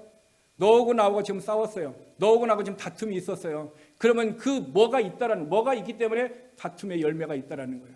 저는 지난주에 4개가 얘기했습니다. 첫 번째는 미움입니다. 내 마음 안에요, 아내나 남편이나 성도를 미워하는 마음이 있으면 그 미워하는 마음 때문에 꼭 다툼이 일어나게 돼 있습니다. 항상 그렇습니다. 내 안에 누구를 향한 미움이 있으면요, 내가 마귀를 미워하는 마음이 있으면 마귀와 다툽니다. 그러나 마귀를 사랑하는 마음이 있으면은 마귀와 하나가 되어가지고 내가 마귀와 화친하게 돼 있습니다. 또 하나 우리에게 다툼이 원인이 뭐라고 했죠? 교만입니다. 내가 다른 사람보다도 내가 우월해. 내가 너보다 많이 알고 내가 너보다도 뭔가를 똑똑하다라는 거예요. 그러니까 내 말대로 해야 된다라는 거예요. 내가 그렇기 때문에 내가 교만하니까 어떻게 합니까? 모든 것이 관계에 있어서 내가 교만한데 그 사람이 나를 안 따라오면 어떻게 해요? 그 사람과 뭐가 일어나? 다툼이 일어나요. 싸움이 일어난다는 거예요. 성경의 가르침입니다. 또한 뭡니까? 분노하면 내가 마음에 어떤 일을 해서 분노가 생겼어요. 그러면 뭐가 일어난다? 다툼의 열매가 일어나요. 마지막으로는 뭐냐면은 소문내는 거. 이것을 우리 성경에 뭐냐면은 말쟁이라고 해서 말쟁이. 말 많이 하는 사람들. 말을 많으면 허물이 면기 어렵다 얘기하고 있어요. 말을 많이 하면 실수한다라는 거예요. 그래서 할 수만 있으면 의인들은 입으로 완전한 자가 된다라는 거예요. 그 사람이 완벽한 자가 될 수 있다라는 거예요. 그래서 우리는 말쟁이, 자꾸 소문 퍼뜨리는 자, 그 사람에게만 말하면은 그 사람이 카톡으로 전화로 다 다른 사람에게 싹 얘기하는 말쟁이, 그 사람 때문에 교회가 뭐가 생겨요? 다툼이 일어나고 그 사람의 공동체가 다툼이 일어난다는 거예요. 여러분, 이 4가지를 다툼의 씨앗이 4가지라고 성경은 우리에게 얘기하고 있는데 바로 이것을 누가 뿌리느냐? 마귀가 뿌린다라는 거예요. 저도 이 말씀을 가지고 내 자신을 가만히 보니까요, 내가 항상 마음에 미움이 있으면 어떻게 해요? 그 사람이 말하는 게 싫어요. 어떤 게 그것이 컨트롤 되어지면은 괜찮은데 컨트롤 되지 않으면 나도 모르게 어떻게 해요? 욱 하고 나와요. 그러면 내가 어떻게 해요? 지금 사단이 나로 하여금 내 생각 가운데 내 마음 가운데 어떻게 해요? 미움의 씨앗을 뿌려서 그 씨앗이 나로 하여금 뭘 만들었어요? 부부의 다툼, 형제의 다툼, 사람과의 다툼으로 이것을 만들고 있다는 거예요. 그러면 영적인 생활이라는 것은 내가 기도해서 응답받고 뭐 이상한 환상을 보고 죽은 자가 살아나고 이런 것이 영적인 것이 아니에요. 영적인 것이 뭐예요? 하나님의 능력으로 나를 다스림을 받는 것. 이것이 온유한 자예요. 그래서 내가 불편하고 힘들고 어려워도 참고 있는 거예요. 근데 불편하고 힘들고 참지 않거든요. 카톡을 해가지고 내가 불의에 항거하는 것 같이 어떻게 합니까? 얘기를 하고. 때로는 내가 안 하니까 어때요? 꼭 뭡니까? 막이라면 옆에 사람한테 네가 이거 개식해서 이렇게 해. 해가지고 꼭 이렇게 하는, 이게 성경에 보니까 이세벨이 그 짓 했다고. 이세벨이 꼭 누구냐면 자기 왕 아합 왕을요 꼭 그렇게 해가지고 꼭 그 짓을 해요. 그래서 나는 사람들이 이세벨이라는 이름을 가진 사람 보면 이해가 안 되는 거예요. 제가 아는 사람도요 이세벨이 있어요. 부르는 건 좋은 것 같은데 그 사람 삶이 얼마나 내가, 이게 성경에 나오는 이세벨, 너무너무 저는 그런 부분이 성경의 이름을 알고 자기가 자기를 졌다든가 누가 졌더라면 그렇게 지었지를 않았을 거예요. 그래서 여러분, 그렇기 때문에 저와 여러분이 항상 뭡니까? 사랑 안에서 어떻게 합니까? 목자를 어떻게 해요? 매우 귀하게 여기는 자 되기를 바랍니다. 그리고 성도들끼리는 어떻게 합니까? 서로 어떻게 합니까? 화목해야 됩니다. 성도들끼리 싸우지 마세요. 여러분, 끼리끼리 하지 마세요. 정말 우리는 우리끼리 하고 너희는 너희끼리 하고 이거 하지 마세요. 혹 실수하고 혹 잘못할 수 있습니다. 그러면 어떻게 합니까? 바로 잡아가면 되는 거예요. 실수했기 때문에, 잘못했기 때문에. 그러나 의도적으로 그 일을 하는 것은 어떻게 합니까? 사탄에서 매인 거예요. 이게 중요한 거예요.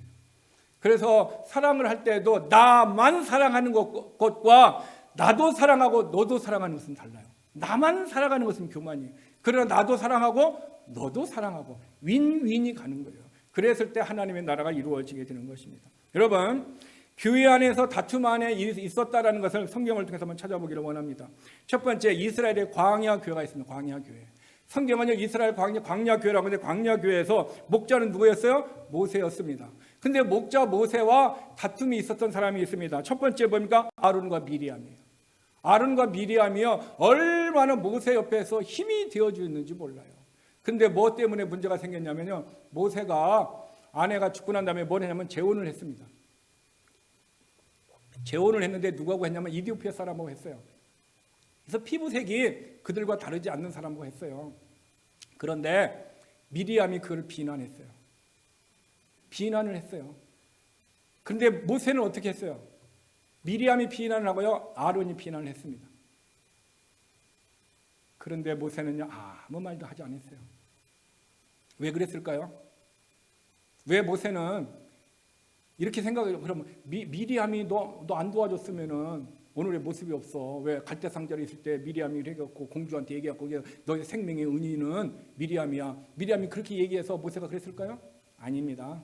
성경은요, 모세를 향하여 이렇게 평가하겠습니다. 땅에 많은 사람들 중에 그가 가장 온유하다 그랬어요. 온유한 것은요, 성령님에 의해서만 컨트롤 받는 거예요. 여러분, 누가 나한테 뭐라고 해가지고 카톡에 올려주고 누가 나한테 뭐라고 해가지고 얘기해주고 이 사람은요, 그 사람에게 조종받는 거예요. 그것과 마찬가지로 성령님이 내게 얘기해서 얘기하면 나는 성령님께 조종을 받는 거예요. 그 사람은 성령 충만한 사람이고 이 사람은 지금 뭐예요? 다른 사람에게, 사탄에게 충만한 사람이에요. 여러분, 저도 과거에는요, 그것에 많이 넘어졌어요. 그것이 내가 의인 줄 알았어요. 다른 사람이 얘기 못하면 내가 그 사람의 말을 대신해서 해주는 것이 내가 의에 한거하는 줄 알았어요. 믿음이 없었을 때는요. 근데 나중에 보니까 그게 다 죄라고, 그게 교만이란 걸 알아봐요. 얼마나 제가 눈물을 흘리면서, 죄는 평신도 때 짓고 회개는 언제 했어요? 목사 때 회개했어요. 왜? 평신도 때는 죄를 몰랐고 목사가 돼서 죄를 알아가지고. 그 얘기는 뭐예요? 성도들이 말씀을 모르면 죄 짓고 말씀을 깨달으면 회개하는 거예요. 지금은 우리는 어떤 기간입니까? 회개하는 기간이라면 우리는 뭡니까? 내가 지금 성숙한 자라는 증거입니다. 저는 과거에 그것이 얼마나 많았는지 몰라요. 진짜 저는 청년 때요. 근데 저는요, 내가 그 가장 믿음이 좋은 것으로 착각하고 있었다라는 것입니다. 여러분, 바로 미리암과 아론이 모세를 그렇게 했어요. 시기했어요. 그래 뭐라면 하나님이 너에게만 얘기하냐? 우리들에게도 얘기한다라는 거예요. 시기하니까 뭐예요? 질투가 생기고, 질투하니까 분노가 나고, 분노하니까 어떻게 합니까? 싸움이 나고 비방이 나왔다라는 거예요. 여러분, 시기가 누구에게서 나오냐? 고린도서에 보니까 누구에게 나오냐면 육신적인 그리스도인에게서 시기가 나옵니다. 시기와 다툼과 뭐가 나온다? 분쟁이 나온다는 거예요. 육신적인 그리스도인, 영적인 그리스도인이 아니고 육신적인 그리스도인, 혼적인 그리스도인, 이 사람은 뭐가 나옵니다? 시기가 나와요. 다른 사람이 잘 되는 거 싫은 거예요. 다른 사람이 뭐가 되면, 남의 집에 뭐가 잘 되면 싫은 거예요. 그래서 우리나라 속담에 사돈이 땅을 사면 배가 아프다라는 그 시기의 표현을 그렇게 얘기하고 있어요. 여러분, 남이 잘 되면 기뻐해 주는 것이 그리스도인이에요. 근데 남이 잘 되면 배 아픈 것이 육신적인 그리스도인이에요. 여러분, 내가 육신적인 그리스도인가 영적인 그리스도인가 나를 보면 알아요. 내가 다른 사람을 시비하는가, 내가 어떤 의에 항거하는 것 같이 다른 사람을 불의의 모습으로 내가 정죄하고 판단하고 그 사람 하는가, 분명히 내 영적인 모습. 그래서 우리는 다른 사람의 눈에 티를 보면은 내 눈에 들보를 보고 수 있는 자, 이 사람이 영적인 자고, 이 사람이 어떤 사람이요? 현장에서 간음을 하다 잡힌 여인에게 돌을 들고 왔는데, 죽이려고 분노를 가지고 왔는데 주의 말씀 한마디, 죄 없는 자가 그 여인을 던지라는 그 한마디 말씀이 자기의 영에 박힌 사람은 이 돌을 놓고 자기 있는 들보를 알고 떠나가 버린 사람이 되었어요. 오늘 저와 여러분의 신앙의 모습이 현장에서 간음을 잡힌 그 여인, 율법에 의하면 죽이라고 그랬어요. 그 여인 앞에 분노를 가지고 그 사람을 향하여 정죄하고 판단하고, 지금 내 의견이 맞고 네 의견은 틀리다 얘기하는 이런 분노의 모습으로 있는가? 아니면 그거를 내려놓고 너나 나나 똑같은 죄인이구나 하고 주의 말씀을 듣고, 주님 이제 내 모습을 알았습니다 하고 그 돌을 내려놓고 그 여인을 등을 지고 가면서 회개하면서, 주님 내가 잘못했습니다, 내가 말씀을 몰랐습니다 하고 우리가, 저와 여러분이 그런 회개 모습이 있다면 그것이 바로 영적인 사람인 것입니다. 그런 사람이 있을 때 부부가 세워지고요, 그런 사람들이 있을 때 교회가 세워지는 거예요. 그런 사람이 있을 때 요셉과 같은 사람들이 직장에서 어떻습니까? 오너가 복을 받게 되고, 오너가 복을 받다 보니까 나중에 어떻게 합니까? 요셉의 신실함 때문에 요셉 자신이 복을 받게 되고 어떻게 합니까? 그가 총리가 되기 시작하는 것입니다.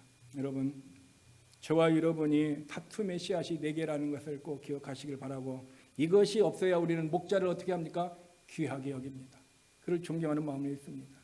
여러분, 또 하나 모세와 문제가 있었던 것이 이 고라와 250명의 통치자들이에요. 250명의 통치자 리더예요. 항상 목자인 모세를 힘들게 했던 것은 누구냐? 고라와 통치자들이었어요. 리더들이었어요. 리더들이 그 일을 했어요. 그래서 하나님은 그들을 어떻게 했습니까? 지진이 나게 하고 불이 와가지고 지진 나서 그 속에 다 죽여버리고 불나가지고 태워버렸어요. 하나님은 그래서 이렇게 얘기합니다. 질투는 시기를 일으켰고 시기는 반역을 일으켰고 하나님이 분노하셨고 하나님이 그들을 떠났다고 민수기 12장에서 우리에게 얘기하고 있어요. 여러분, 저와 여러분이 믿고 있는 하나님은요, 공의 하나님이에요. 우리가 실수했으면요, 봐줍니다. 언제까지 봐주지 않습니다. 이세벨이 실수했을 때 하나님은 봐줬어요. 언제까지 봐줬어요? 13년까지 봐줬습니다. 13년이 지난 후에 하나님은 이 엘리야 선지자에게 예언했던 대로 엘리사 선지자 때 그것이 이루어졌는데 어떻게 했습니까? 이세벨은 개가 물어 뜯어서 그 살을 먹으리라 인 것이 그대로 성취되었습니다. 여러분, 하나님의 말씀은요, 그대로 성취되는 것입니다. 그러므로 고라와 다른 250명의 것은 어떻게 합니까? 결국 멸망당하고 말았습니다. 오늘 저와 여러분이 하나님 앞에 온전한 삶을 살지 못하고 이런 관계가 문제가 있으면, 목양적 관계가 문제가 있으면 하나님은 어떻게 합니까? 우리를 떠나시고 분노하시고 반역으로 말미암아 있는 우리에게 어떤 고통 가운데 있다라는 것입니다. 또 하나, 여러분, 바울과 알렉산더가 있습니다. 디모데 후서에 보면요, 알렉산더하고 바울은요, 에베소 교회에서 같이 있었습니다. 그런데 바울이 에베소 교회에 있다가 나오고 나중에 디모데가 에베소 교회에서 목회를 합니다. 그런데 구리 세공업자 알렉산더를 이제 얘기를 합니다. 그러면서 뭐냐? 내게 해를 많이 입혔다. 내게 해를 많이 입혔다. 저는 미국에 이민 생활을 하면서 많은 사람들이 이런 아픔을 얘기합니다. 목사님, 나는 누구를 믿었는데 그 사람이 내 돈을 떼먹고 도망갔습니다. 나는 그 사람에게 뭐 개를 했는데 그 사람이 내게 상처를 주고 내가 가진 전 재산을 했습니다. 해를 입혔습니다. 그래서 나는 상처를 입었고 힘들고 어렵습니다. 이런 얘기들을 많이 해요. 그런데 알렉산더와 바울의 관계는요, 목자와 양의 관계예요. 그런데 이런 일이 어디에서 있었어요? 세상에서 일어나는 것이 아니라 교회 안에서 일어났다는 거예요. 문제는 교회 밖의 문제가 아니라 교회 안에가 있다는 거예요. 그래서 바울이 이렇게 합니다. 주께서 그 행한 대로 그에게 갚으시라. 그가 어떤 일을 행했는지는 모르지만 바울은 얘기해요. 주님이 내가 행한 그대로 갚는다라는 거예요. 왜 이 말씀이 우리에게 그렇게 중요하냐? 갈라디아서 6장 7절에 보니까 사람이 무엇으로 심든지 그대로 거둔다. 그 육체를 위하여 심는 자는 육신의 것을 위하여 썩어질 것을 거두고 성령을 위하여 심는 자는 영원한 것을 거둔다 얘기하고 있어요. 내가 영적인 자라면 영생을 거둬야 되는데 썩어질 것을 거둔다면 내가 육신적인 삶을 사는 것이라 얘기하고 있어요. 여러분, 그러므로 저와 여러분이 내가 무엇을 심고 무엇을 거둔다는 진리를 하나님은 이미 우리에게 가르쳐주고 있었다는 거예요. 우리 저와 여러분이 이 진리의 말씀을 잊어버려서는 안 돼요. 잊어버린 자들이 어떻게 합니까? 하나님의 은혜와 믿음의 보상을 받지 못하는 게 된 것입니다.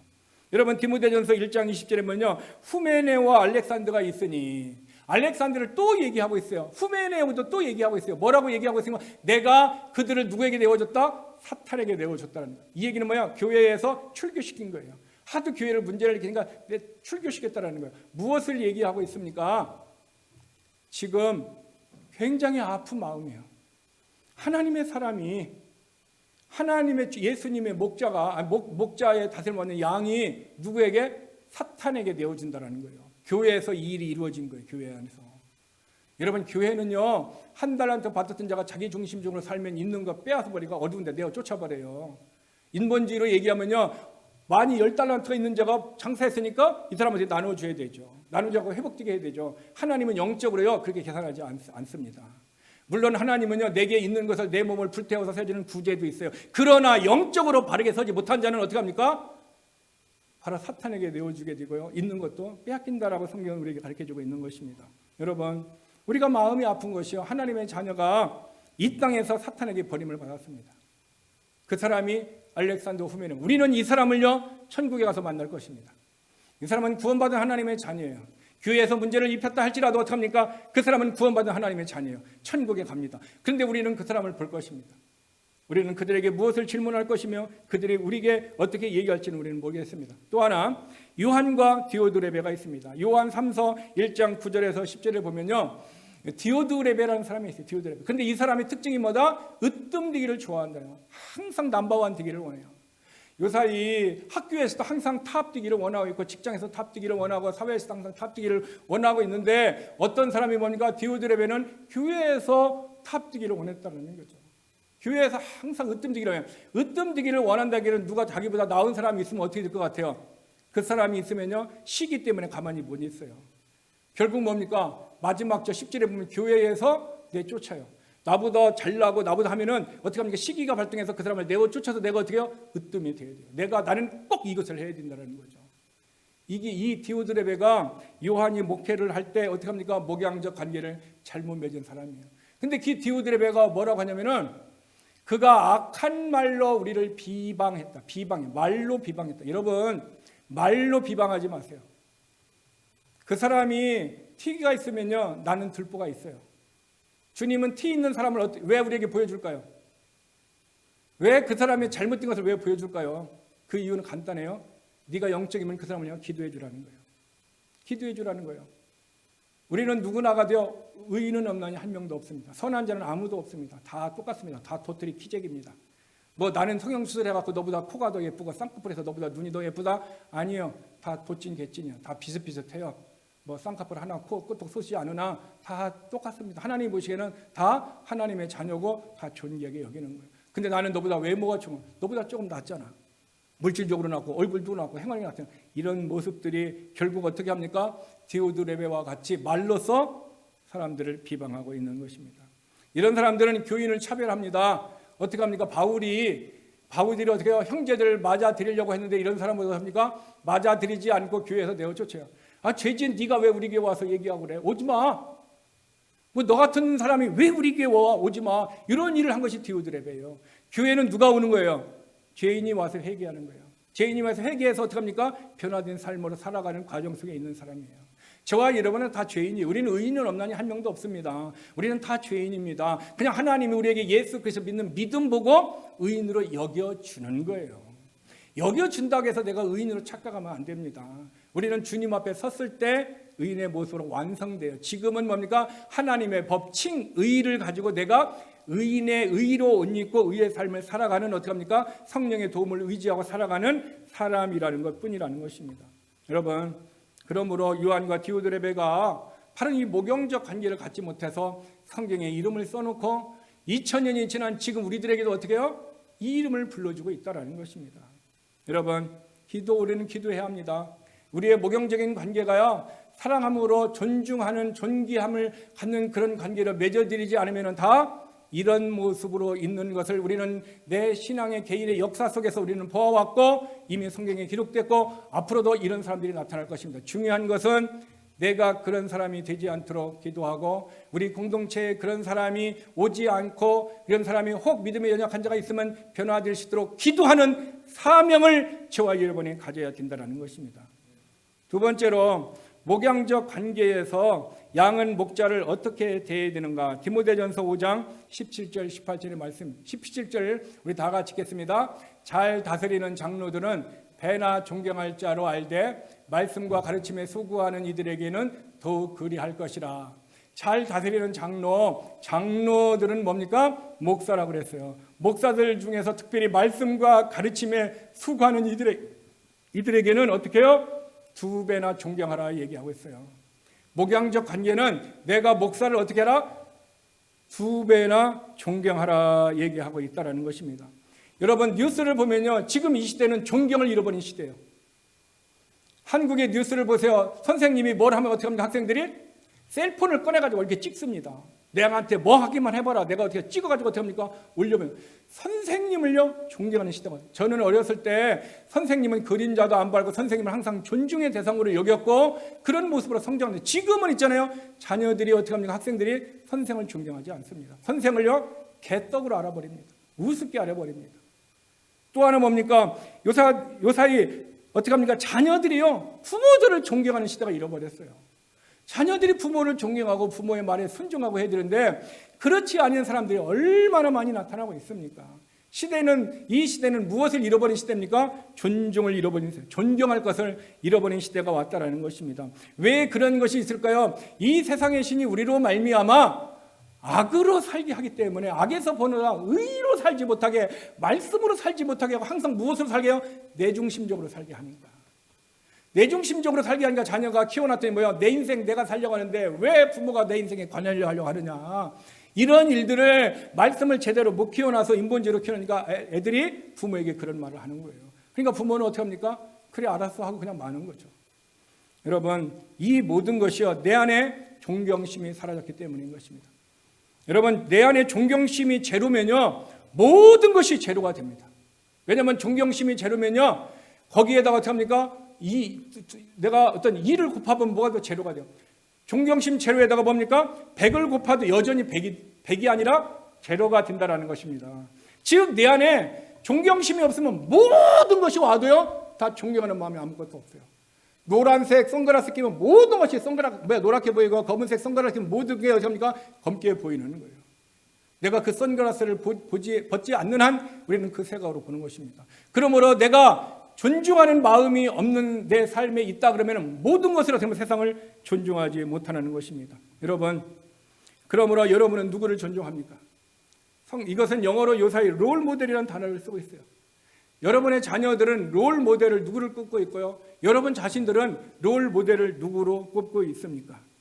성경은 왜 이 롤 모델이 중요하느냐? 너희가 존경하는 롤 모델이 있는 사람보다 목사는 어떻게 해요? 2배나 더 존중하라 성경은 얘기하고 있어요. 저는 이런 것을, 이 말씀을 배우지 못하고 신앙생활을 했는데, 그런데 그렇게 신앙생활을 한 집사님들의 영향을 받아서 저는 그런 삶을 살았던 마음 부분에서는 그런 부분이 있었던 것 같아요. 목사님을 향해서. 근데 성도들의 관계에서는 내가 정말 말씀을 몰라서 형편없는 모습으로 살았어요.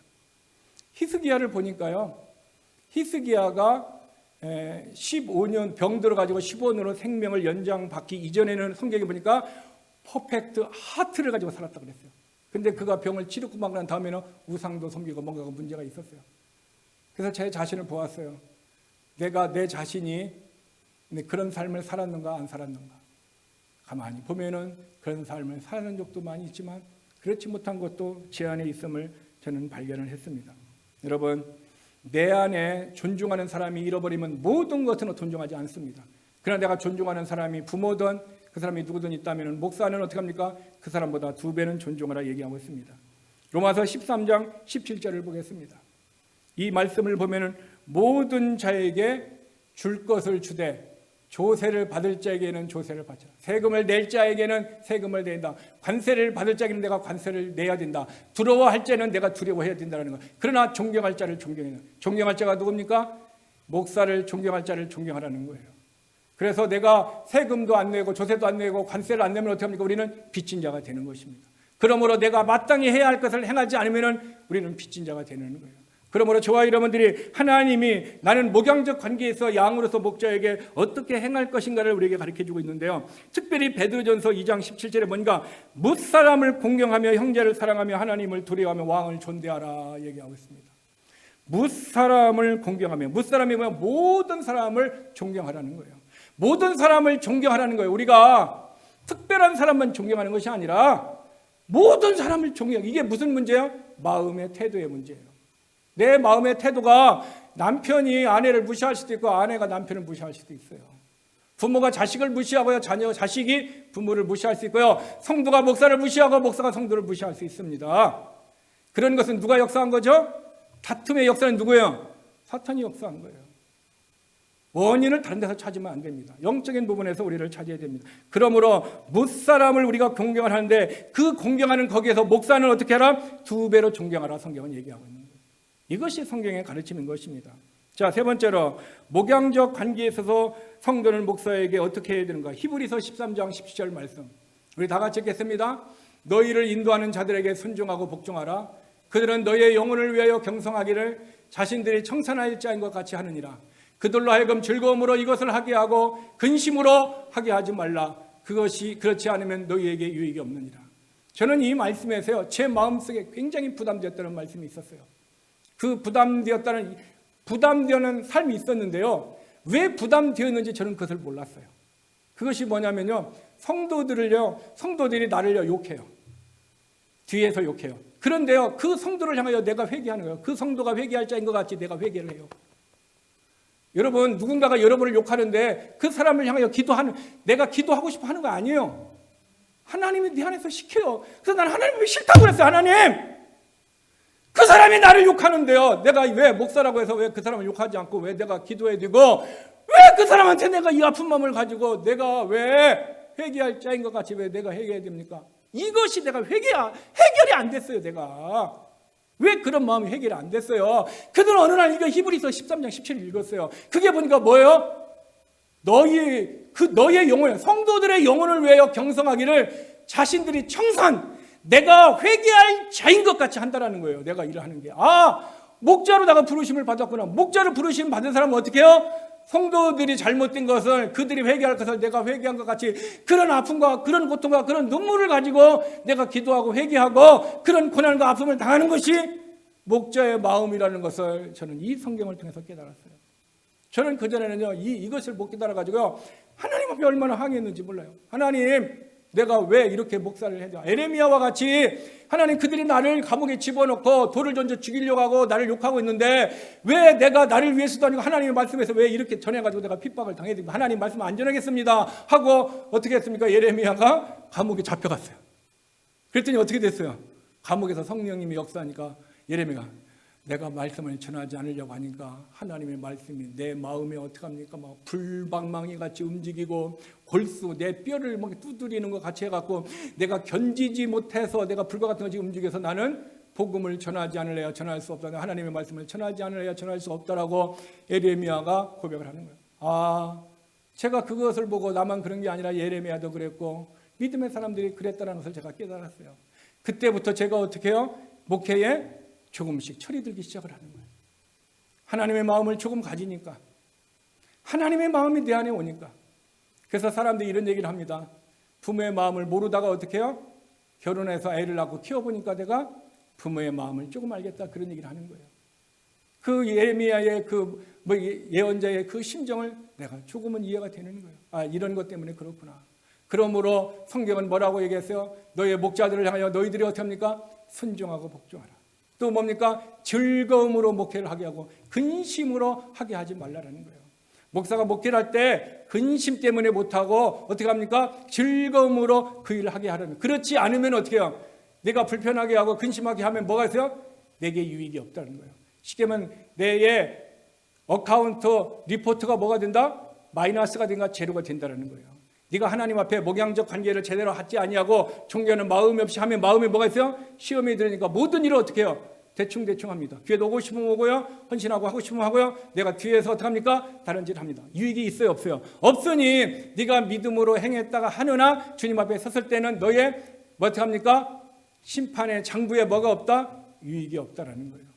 여러분, 그러므로 우리가 목자에게 이렇게 해야 되는 것이 누구 때문에 하는 거예요? 네, 하나님의 말씀에 순종하는 거예요. 근데 왜 우리가 하나님의 말씀에 순종을 못합니까? 내가 하나님 앞에 믿음으로 제대로 서 있지 못하니까 못하는 거예요. 왜 주 예수를 믿으라는 그 말씀을 순종해가지고 내가 예수를 믿었어요. 근데 뭡니까? 너를 인도하는 자에게 순종하고 복종하라, 그 얘기는 내가 왜 불순종합니까? 왜 이것은 선택해서 하고 이것은 내가 선택해서 이렇게 안 합니까? 내 안에 뭐가 있어요? 불신이에요. 이게 믿음이 없는 거예요. 그러므로 불신과 무지는 뭡니까? 죄라는 사실인 것입니다. 그래서 저와 여러분의 삶이 항상 어떻게 합니까? 내 영혼의 유익이 되기 위해서 내가 어떻게 됩니까? 목양적 관계를 바르게 가져야 된다는 것입니다. 그러려면 어떻게 됩니까? 내 자신이 부인되어야 돼요. 내 생각이 내려놔야 되고요, 내 마음을 내려놔야 돼요. 그랬을 때 주의 은혜도 임하는 것입니다. 그래서 주님도요, 아무든지 나를 따라오려거든 어떻게 해요? 내 제자가 되려면은, 네가 구원받은 하나님의 자녀로서 내 제자가 되려면 어떻게 해라? 자기를 부인하고 자기 십자가를 지래요. 나를 부인하지 않으면은요, 내가 예수님을 주님으로 영접할 수 있어요, 없어요? 못합니다. 내가 죄인을 인정을 해야, 나를 내려놔야 예수님이 주인 영접되는 거예요. 그러므로 여러분, 결국은 뭐냐면은 내가 주님의 자녀로서, 주님의 제자로서 온전한 믿음의 삶을 살려면은 결국 뭐가 되어야 된다? 내가 부인되어야 돼요. 나를 주장하는 것이 아니라는 거예요. 그래서 주장하는 자세를 취하지 말고, 다투지 말고, 너희는 어떻게 합니까? 다른 사람에게 너희 자신의 뜻을 주장하는 자세로 나오지 말라라는 것입니다. 그게 주님의 제자입니다. 여러분, 무슬림을 누구라고 무슬림이라고 하는지 아십니까? 이슬람 교인들을요 무슬림이라고 합니다. 크리스찬은, 저와 여러분들은 뭡니까? 예수를 믿는 사람 우리는 뭐라고요? 크리스찬이라고 합니다. 크리스찬은 뭐야? 믿는 자라고 합니다. 우리는 빌리버, 믿는 자라고 얘기합니다. 그러나 이슬람교들은 뭐라고요? 무슬림이라고 합니다. 무슬림이 아랍어로 무슬림이라고 부릅니다. 근데 아랍어로 무슬림이라고 부르는데 무슬림은 어떻게 합니까? 영어로 부르면 뭔지 아세요? 오베이어입니다. 복종하는 자랍니다. 우리 그리스도인들은 주님 앞에 나는 믿는 자라고 얘기해요. 믿는 신자라고 얘기해요. 근데 무슬림들은 뭐라고 해요? 우리는 자기들이 믿는 신에게 복종하라는 자라는 거예요. 여러분, 믿는 자하고 어떻게 합니까? 복종하는 자하고 싸우면 누가 이길 것 같습니까? 그래서 영적인 싸움에서 우리는 어떻게 합니까? 밀리면 안 되는 것입니다. 그러므로 우리는 믿는 자가 되어서 나중에 뭐가 되는 거죠? 주님의 빌리버가 주님의 제자가 되는 거예요. 제자가 된 건 디사이플이 되는 것입니다. 이 디사이플이 된 사람이 결국 우리가 어떻게 합니까? 오베이어, 복종하는 자, 뭐야? 예수 그리스도를 주님으로 섬기는 자, 복종한 자의 삶을 살아가는, 이런 삶을 살아가면 우리는 러버, 사랑하는 사랑의 열매를 맺게 돼요. 결국 우리의 삶은 믿음으로 시작해서 어떻게 합니까? 순종하게 되고 제자가 되어져서 우리는 말씀에 복종하게 되고 복종하게 됨으로 말미암아 결국 뭐가 되는 것입니까? 내가 열매를 맺게 되는 거예요. 이것이 그리스도를 향한 주님이 주신 말씀인 것입니다. 여러분, 그래서 에베소서 5장 21절에 그리스도를 경외함으로 두려움으로 피차 복종하라. 피차 복종하라. 고린도전서 16장 10절에 이 같은 사람들과 또 함께 일하며 수고하는 모든 사람들에게 순종하라. 우리의 뭡니까? 복종의 대상, 순종의 대상은 뭐야? 모든 사람들에게 서로 순종하고 서로 복종하라 얘기하고 있습니다. 여러분, 저와 여러분이 목양적 관계를 분명하게 내 신앙생활에 정립되지 않으면은 우리의 신앙생활은 유익이 없다 성경은 얘기하고 있습니다. 여러분, 그러므로 나의 주님 되시는 예수님과 목자이신 목양적 관계가 제대로 이루어지지 않으면은 믿음의 관계가 제대로 이루어지지 않으면 사람과의 관계도 믿음의 관계가 제대로 이루어지지 않습니다. 내가 예수님의 관계가 믿음이 좋으면요 사람과의 관계도 온전하게 되어 있습니다. 그런데 사람은 하나님과의 관계가 온전하지 않은 사람은 믿음의 관계가 사람과의 관계가 형편없이 됩니다. 왜? 보이지 않는 하나님을 속이고 있기 때문인 것입니다. 그러므로 우리는 나와 하나님과의 관계가 믿음의 관계가 온전하게 되면은 보이지 않는 예수님과의 목자와 내 영의 목양 관계가 올바르게 이루어지면 어떻게 합니까? 보이는 목사와의 관계도 온전한 관계가 이루어지고 보이는 성도와의 관계도 온전한 관계가 이루어지는 것입니다. 그럴 때 그 사람의 신앙이 어떻게 합니까? 유익이 되고 하나님 앞에 섰을 때에 우리는 하나님의 은혜를 받게 되는 것입니다. 저와 여러분이 이 하나님의 목양적 관계를 성경적인 목사, 성경적인 성도의 모습을 우리가 알고 신앙생활해야 되지 내 생각, 내 지식, 전통을 가지고 한다면 우리는 주님 앞에 섰을 때 혹 한 달란트와 같이 슬피 울며 이를 가는 그 고통이 우리에게 있을 수도 있으므로 그날을 얻기 위해서는 오늘 저와 여러분 말씀을 믿고 말씀대로 순종함으로 말미암아 믿음의 보상 하나님의 은혜를 받는 내 영혼 우리의 가정, 우리의 교회, 우리의 직장과 비스가 되기를 주님의 이름으로 축원합니다. 기도하겠습니다.